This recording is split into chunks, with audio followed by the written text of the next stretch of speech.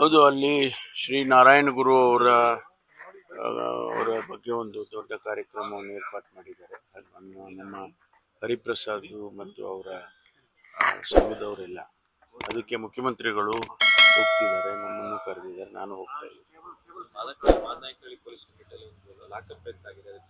ಈಗಾಗಲೇ ಅದಕ್ಕೆ ನಾವು ಒಬ್ಬ ಇನ್ಸ್ಪೆಕ್ಟರ್ನ ಸಸ್ಪೆಂಡ್ ಮಾಡಿದ್ದೀವಿ ಮತ್ತು ಇಬ್ಬರು ಕಾನ್ಸ್ಟೇಬಲ್ಗಳನ್ನು ಸಸ್ಪೆಂಡ್ ಮಾಡಿದ್ದೀವಿ, ಯಾರು ಸಂಬಂಧಪಟ್ಟವ್ರನ್ನ, ಮತ್ತು CODಗೆ ಎನ್ಕ್ವೈರಿ ಮಾಡೋದಕ್ಕೆ ಆದೇಶ ಮಾಡಿದ್ದೀವಿ. ಅದು ರಿಪೋರ್ಟ್ ಬಂದ ಮೇಲೆ ಏನು ಕ್ರಮ ತಗೋಬೇಕು ತಗೊಳ್ತೀವಿ. ಸರ್, ಬ್ರೇಕ್ಫಾಸ್ಟ್ ಮೀಟಿಂಗ್ CM ಮನೇಲಿ ಆಯಿತು, DCM ಮನೇಲಿ ಆಯಿತು ಸರ್. ಗೊಂದಲಗಳಿಗೆ ಈಗಾದರೂ ಪರಿಹಾರ ಸಿಗುತ್ತಾ? ಸೋಮವಾರ ದೆಹಲಿ ಹೈಕಮಾಂಡ್ ಭೇಟಿಗೆ ಹೋಗ್ತಿದ್ದಾರೆ, ಗೊಂದಲಗಳಿಗೆ ಈಗಾದರೂ ಪರಿಹಾರ ಸಿಗುತ್ತಾ? ನೀವು ಕೇಳಬೇಕು ಅವ್ರನ್ನೇ.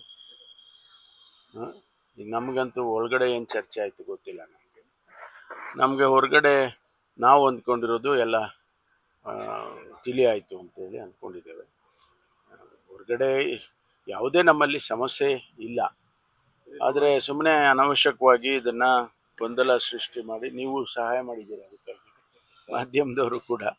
ಹಾಗಾಗಿ ಸ್ವಲ್ಪ ಇದೆಲ್ಲ ತಿಳಿಯಾಗಿದೆ ಅಂತೇಳಿ ಅಂದ್ಕೊಳ್ತೇನೆ.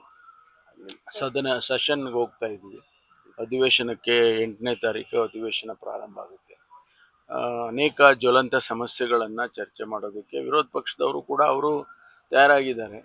ನಮಗೆ ಯಾವ ರೀತಿ ನಮಗೆ ಸಲಹೆ ಸೂಚನೆಗಳನ್ನು ಕೊಡಬೇಕು ಅಂತ ಕ್ರಿಟಿಸೈಸ್ ಮಾಡೋದು, ಸದನದಲ್ಲಿ ಚರ್ಚೆ ಮಾಡೋದು ಒಂದು ಭಾಗ ಆದರೆ, ನಾವು ಅವರನ್ನು ವಿಶ್ವಾಸಕ್ಕೆ ತಗೊಂಡೆ ಕೆಲಸ ಮಾಡ್ತಕ್ಕಂಥ ಗೊಂದಲ ಹೋಗಿದೆ ಅನ್ನೋದೇ ಗೊಂದಲನೇ ಅಲ್ವಾ ಸರ್?